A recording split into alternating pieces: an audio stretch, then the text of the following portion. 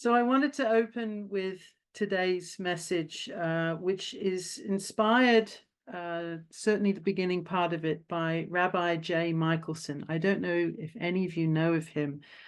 He is, amongst many things, also a journalist, and I first discovered him in the Rolling Stone, funnily enough. That's how cool he is.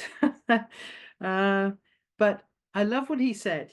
He wrote and said that he himself, as a rabbi, enjoys Sukkot for what it's not. And so these are his words. He said, "There's no patriarchal theology. There's no judgment. There's no militarism. There's no us and them. There's no conflict or enemies.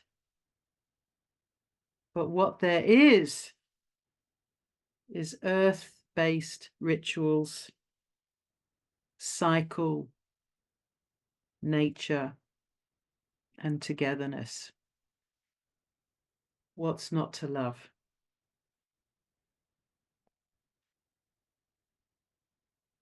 So for those of you, of course, who are familiar with the holiday, I hope that you don't mind me talking about something that's so dear to your tradition. But as I said, I'm coming at it as a non-Jew because I do feel, as Rabbi Jay said, it's something that's so relevant and meaningful for all of us. And yes, of course, it is a reminder of God's provision for those who were in the Exodus. But historically, it's also agricultural. And Sukkot in Hebrew is Chag HaAsif, which means the end of the harvest. So hence it being when it is. But as Rabbi Jay also said, it's not just a ritual of harvest, but it's also looking at the fact that it's an existential state. And it's that I'd like to unpack very briefly with you today, if I may, because it's been such a blessing for me to put all of this together. So in those 7 days, of course, it's about connectedness, it's family, it's nature, it's connecting also to ancestors. You call upon the ancestors to come into the space with you for those 7 days. It's also an understanding of being sheltered by something that is beyond the material, and being sheltered by love and the provision of the earth around us. Because, of course, you lay the palm fronds over the top to give some semblance of protection from the elements, but it's a tenuous protection. And of course, it's an opportunity to stop and pause and to remember that ours is always to look for and see the divine in all of creation. And I love it too because it's a time that honors the cycles of life. And I think very often when we're on the treadmill of deadlines and work and to-do lists and just the general rigor of the day, to remember that we're in a constant cycle, we're in life cycle, but we're in seasonal cycles, and we're in age cycles, and we're in life cycles.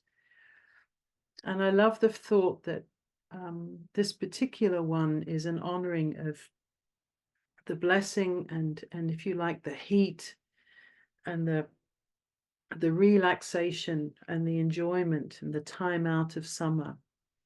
And then preparing, the hard work and preparing for the shifts that are about to come, including, of course, winter and the rains. So I would like to think of it as the 4 C's: community, companionship, connectedness, and conversation.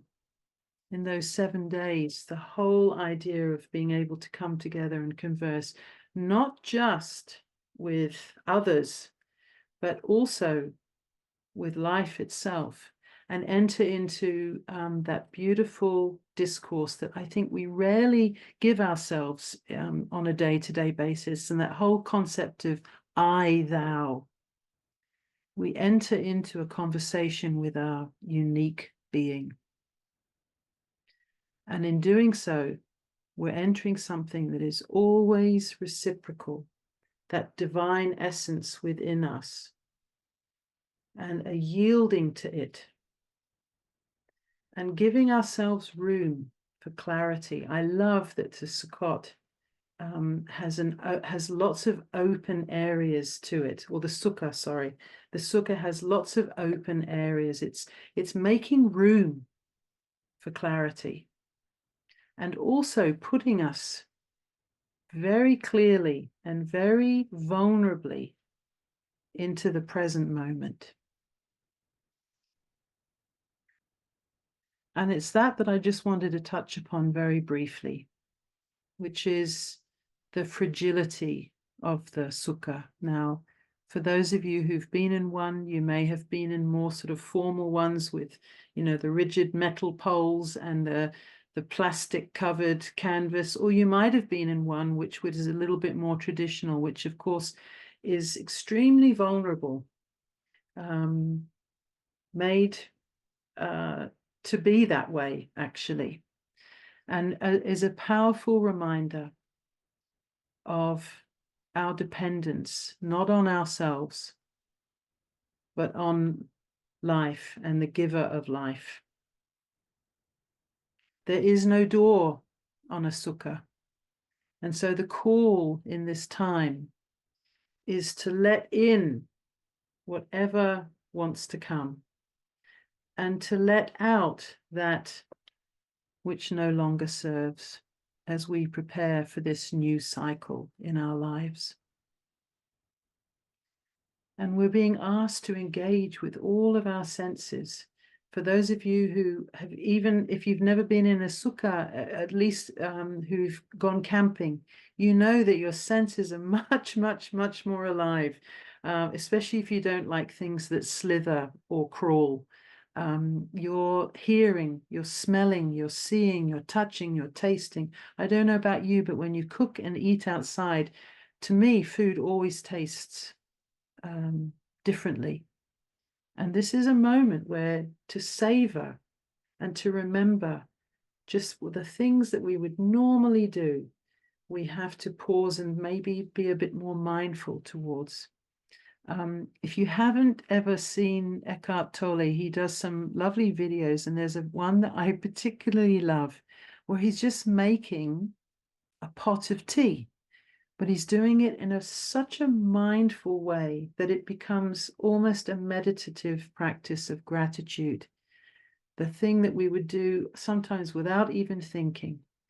The spirit of Sukkot is saying, just slow down, pause, and think gratefully, mindfully of the things that we take for granted, perhaps on a daily basis.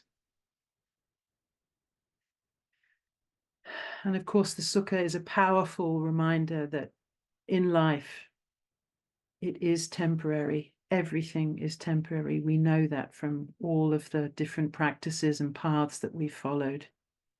And therefore, also, when you're living outside, you don't have the same creature comforts that you have. So that reminder of non-attachment. It's a reminder to do less and be more. Do less and be more. And as I'd like to explore in just a moment before finishing, is how fragile everything is. It sounds a little dim and dark to even consider that, but the fact of the matter is there is the fragility of life, and this is a 7-day reminder to pause and remember, by grace we are, and by grace we continue, and that it is fragile and not to be taken for granted.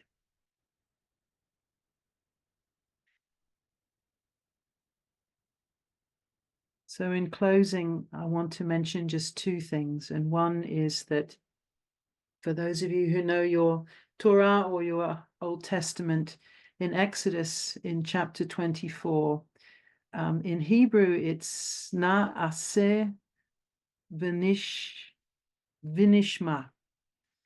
which means it's in the future tense, which is we will do and we will understand. Now the shma, the nishma, that comes from the root verb like shema, like hear, but in this context it unpacks, it's bigger, which is it's not just hearing with our ears, but it's hearing with our soul and our essence of who we are. So it's an understanding, not in the head, but in our heart, in our essence, in ourselves. So I began with Rabbi Jay's words, and let me finish with them. And he said this: listen to the rustle of the palm fronds, smell the myrtle and the citron, and let yourself feel what you feel. Because who knows what this ancient ritual might unlock inside you. And think about how thousands of years of ancestral Jewish earth wisdom has somehow preserved itself, despite all tendencies to the contrary. And this, said Rabbi Jay, is the magic. And if you do it, the promise is you will understand.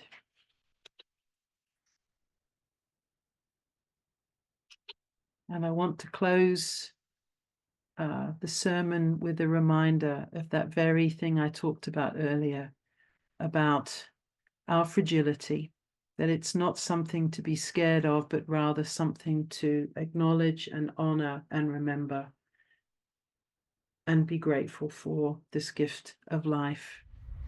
If you like this video, please like us on YouTube, subscribe to our YouTube channel, and click on the bell to be notified whenever we post a new video. Thank you.